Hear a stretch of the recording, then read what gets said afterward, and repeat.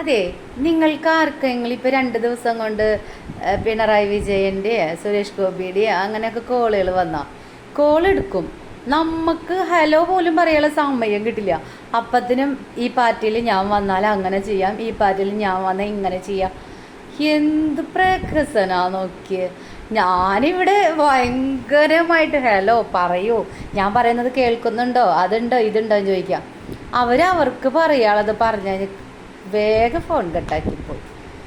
ഈ ഇലക്ഷൻ്റെ സമയത്തല്ലാണ്ട് ഈ പിണറായി സർക്കാരിൻ്റെയോ അല്ലെങ്കിൽ വേറെ ഏതാളുകളുടെയോ MLA ആയാലും മത്സരിക്കാൻ നിൽക്കുന്ന ആളുകളായാലും ആരുടെയും ഒരു വോയിസ് ഒന്നും ഞാനിതിന് മുന്നേ കേൾക്കാറില്ല. കഷ്ടമുണ്ട്, നമ്മളിങ്ങനെ പറ്റിക്കുകയാണല്ലേ. ഇതിൽ തന്നെ നിങ്ങൾക്ക് മനസ്സിലാക്കിക്കൂടെ, നമുക്കൊന്നും പറയാൻ അവസരം തരാത്തവരെ എന്തിനാണ് വെറുതെ ജയിപ്പിക്കണേ.